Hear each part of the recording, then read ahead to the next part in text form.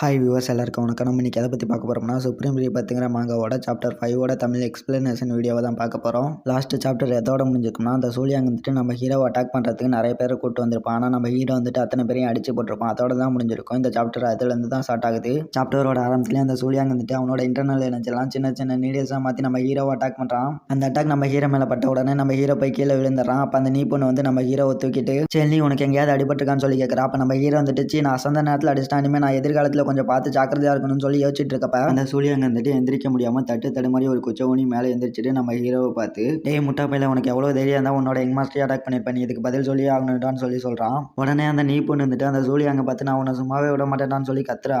அப்ப அந்த சூழியாங்க வந்துட்டு ஓ பிடி நீ எதுக்கும் கவலைப்படாத, நான் முதல்ல அவனை முடிச்சுட்டு வந்து அதுக்கப்புறம் நம்ம 2 பேரும் சேர்ந்து வேற மாதிரி விளையாட்டு விளையாடுவோம்னு சொல்லிட்டு வில்லத்தனமா சிரிச்சுக்கிட்டு இருக்கான். அதெல்லாம் பார்த்து காண்டான நம்ம ஹீரோ வந்துட்டு உடனே எந்திரிச்சு நின்று வெறும் சில்வர் நீடல வச்சு என்ன தோக்கடிச்சிடலாம்னு நினைச்சான்னு சொல்லிட்டு அவனோட லைட்னிங் டெக்னிக்கை யூஸ் பண்ணி அவன் மேல குத்தி அந்த நீடில்ஸ் எல்லாம் வெளியே எடுத்துட்டு அதை கண்ட்ரோல் பண்ணி அதை ஒரு பாம்பா மாற்றி அந்த சூழியாங்கே திருப்பி அட்டாக் பண்ணிடுறான். இந்த நீடில்ஸ்லாம் போய் கொடூரமா அவன் கண்ணு கை கால்னு சொல்லி எல்லா இடத்துலையும் குத்துறப்ப நம்ம ஹீரோ வந்துட்டு அந்த நீ பொண்ணோட கண்ணை பொத்திட்டு நீ சின்ன பொண்ணு இந்த மாதிரி கொடூரமான விஷயத்தெல்லாம் பார்க்கக்கூடாதுன்னு சொல்லி சொல்றான். அதே சமயத்தில் ஒரு சக்தி வந்து அந்த சூழியாங்க காப்பாத்துது. அப்போ பின்னாடி இருந்து ஒரு சத்தம் கேட்குது. யாருக்கு என்னோட பேரனை தாக்குற அளவுக்கு இங்கே தைரியம் இருக்குன்னு சொல்லிட்டு யாரான்னு பார்த்தா அந்த சூழியாங்கோட தாத்தா எழுத டாங் தாங்க வந்திருக்காரு. அவர் வந்துட்டு சூழியாங்க அடிபட்டிருக்கதை பார்த்துட்டு சூழியாங்கன்னு சொல்லி கதறாரு. உடனே அவன் வந்துட்டு தாத்தான்னு சொல்லி கதறான். அவங்க 2 பேரும் சேர்ந்து அங்கே ஒரு பாசமலையை பொழிஞ்சிட்டு இருக்காங்க.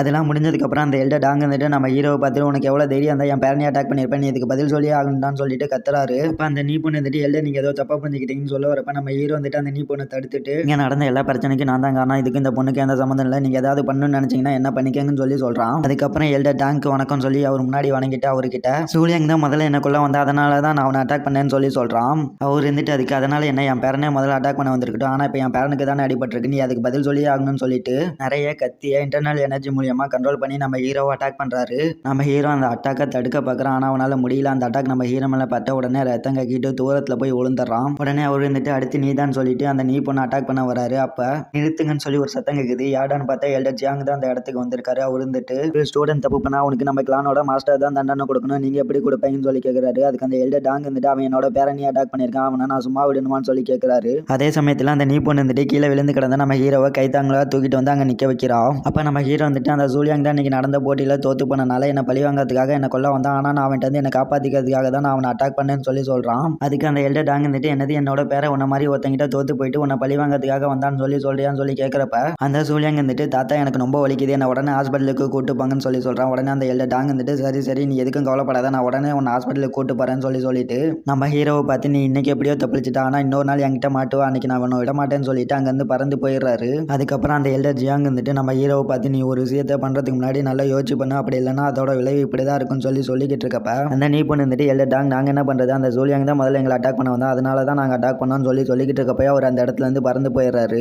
உடனே அந்த நீ பொண்ணு வந்துட்டு என்னது இது நான் பேசிக்கிட்டு இருக்கப்போ ஒரு பாட்டுக்கு போறாரு, இவரெல்லாம் யார் எல்டரா மாத்தினாங்கன்னு சொல்லி திட்டிட்டு நம்ம ஹீரோ கிட்ட அதெல்லாம் இருக்கட்டும் சரி இவர் எப்படி இந்த இடத்துக்கு சரியான நேரத்துக்கு வந்திருப்பாரு, ஒருவேளை இவர் ஜோசியக்காரரா இருப்பாருன்னு சொல்லி கேட்குறப்ப நம்ம ஹீரோ வந்துட்டு அவர் ஒன்றும் ஜோசியக்காரலாம் இல்லை, அது மட்டும் இல்லாமல் அவர் ஒன்றும் இங்கே தானா வரல, நான் தான் அவர் இங்கே வர வச்சேன்னு சொல்லிட்டு அவங்ககிட்ட இருக்க ஜுவான் கிளானோட டோக்கனை எடுத்து காட்டிட்டு இந்த இடத்துக்கு அந்த எல்டர் டாங் வந்த உடனே நான் அந்த டோக்கனை வச்சு அந்த எல்டர் ஜியாங்க்கு மெசேஜ் அனுப்பிட்டேன், அதனால தான் அவர் இந்த இடத்துக்கு சரியான டைமுக்கு வந்தாருன்னு சொல்லி சொல்கிறான். இப்போ அந்த நீ பொண்ணு வந்துட்டு நீ நினச்ச மாதிரி அந்த எல்டர் ஜியாங் மட்டும் இந்த இடத்துக்கு சரியான நேரத்துக்கு வரலன்னா நீ என்ன பண்ணியிருப்பேன்னு சொல்லி கேட்குறான். அதுக்கு நம்ம ஹீரோ வந்துட்டு அதனால என்ன நானே அந்த எல்டர் டாங்கை ஒரு வழி பண்ணியிருப்பேன் மாசா சொல்கிறதோட அப்படியே அந்த சீனை கட் பண்ணி அடுத்த சீனில் ஜியான் கிளானோட மெயின் ஹாலை தான் காட்டுறாங்க.